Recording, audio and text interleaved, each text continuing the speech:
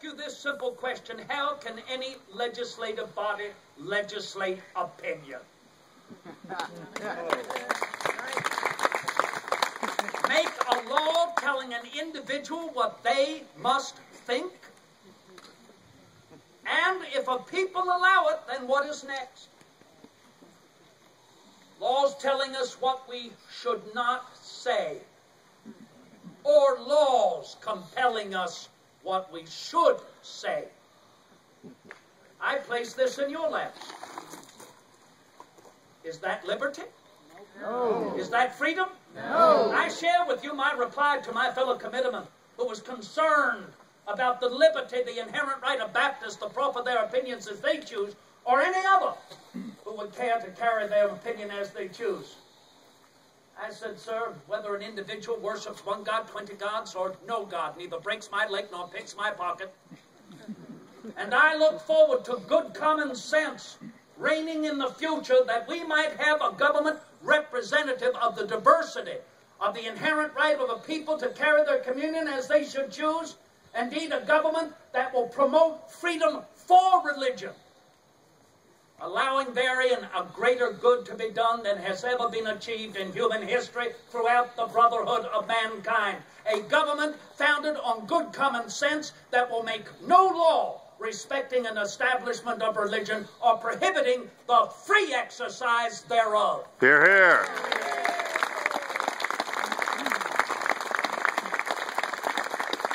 Thank you, citizens, for this opportunity. I should like to hear your own opinions, and yet it must beguile. I cannot ignore this.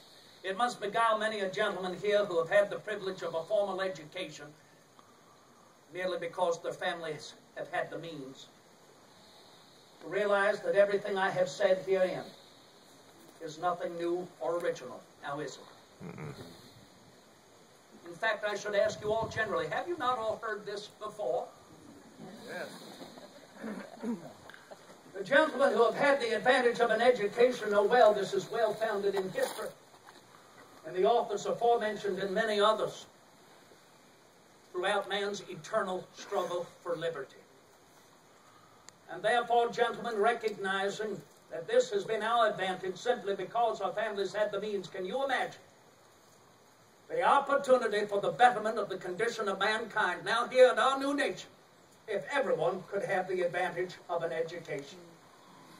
How else will the principles upon which we have found this nation survive? Ignorance is not bliss. An educated citizenry will always be a safe and well-defended citizenry. And those gentlemen who have had the advantage, how well we know, gentlemen, education will always prove the true corrective in the abuse of any authoritative power. And therefore, in the midst of great opposition, and I know this is somewhat premature during this war, but I hope we may hold it in mind, for I am hopeful of victory in the field, that we might set about immediately to build schoolhouses all throughout this new commonwealth, throughout our nation, offering a universal curriculum that can be attended by the poor as well as the wealthy, and yes, gentlemen, the female as well as the male.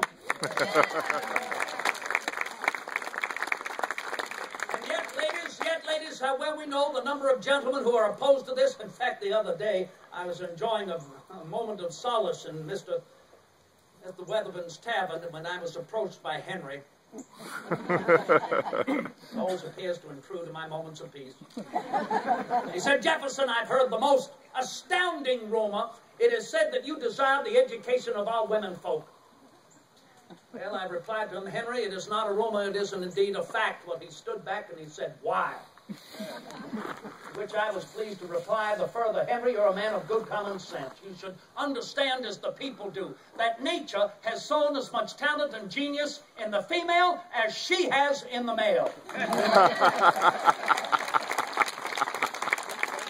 And Mother Nature knows this will go to waste unless we seek it out and cultivate it for the benefit of all of us. Well, now then Henry went on a rampage. He said, Jefferson, neither you nor any government can force an individual to take from their pocket in order to spend for the education of their neighbor if their neighbor cannot afford it. That is their plight.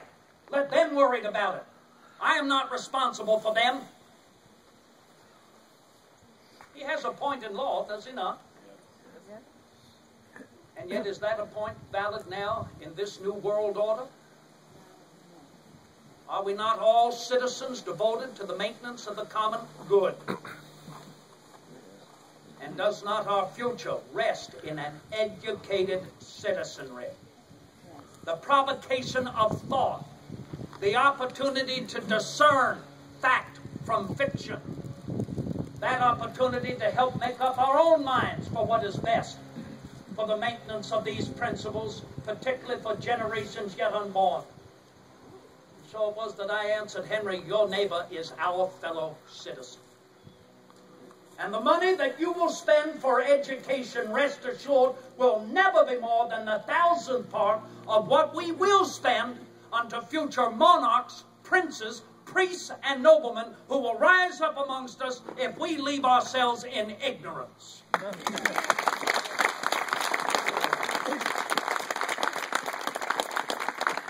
delighted to say it was the first time I observed Henry to be speechless. Didn't last long.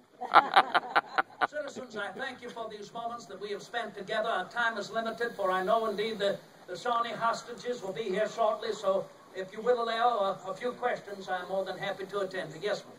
How can an individual protect himself against libel if there's a totally free press?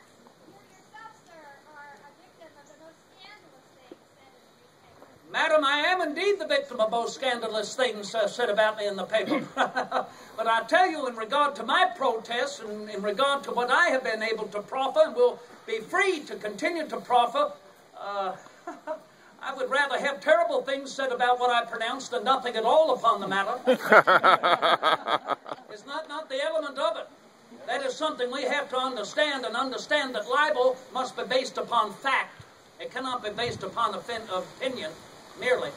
So I allow the free press to continue freely in their attacks and accusations that are hurled against me. Let them do so, but let the people make up their mind. That again is a great faith and trust that I have in my fellow man to finally discern fact from fiction in that regard.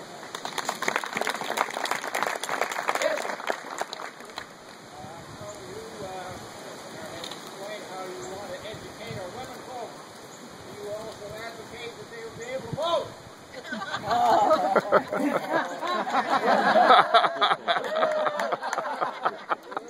You all heard it. He said, as I stand here to advocate the inherent right of women to pursue an education, do I also stand here to purport that they should have an inherent right to vote?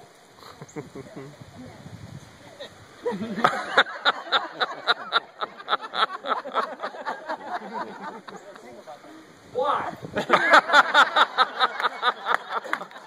Why would any lady want to dirty her delicate digits with an attention to politics? Is what I want to know. It's an onerous duty. It's an onerous duty. And gentlemen, let alone ladies, I ask you this. Are you not the more successful attending to the internal activities of the household? Does that not promote the future integrity of any government that we allow to be seated? I ask you, ladies, who is present when our future first opens their eyes? Is it the male? Oh, nay, indeed, the male. The male is happily on the hunt. It is our sober women folk, as you well know, sir, who are present when our future first opens their eyes. Our sober women folk who are there to offer not only natural succor, but who are there to offer as well the foundation of the cultivation of civility and leadership. It is in our sober women folk at the very first instance in which we find that first element of leadership, compassion. Compassion for the common good. It is in our sober women folk at the very first breathing of life that we find the responsibility that must be inherent in the care for our families, the care for our communities, self-responsibility unto one's own person. I hold these ideas still, and yet I recognize, sir, I cannot discount that the beauty of the law that we inherit, this British law, the finest for the freedom of the individual, is also the finest in its capability to grow as a people grow. I have pronounced it earlier. And therefore it is but common sense, sir. A child of 14 cannot wear the same clothes at the age of 40. Our laws and institutions must grow as we grow as a people. And this could be the proffering in the future that finds its way to a universal franchise for our women folk. Perhaps there is a solacer in my own right and my thought that I will not live to see it. But I will say this. I will say this as I have written, sir. I do believe that our sober women folk and their internal attentions to the household are the more responsible than any male for providing the future integrity and civility of our societies and our government, than any male would care to admit.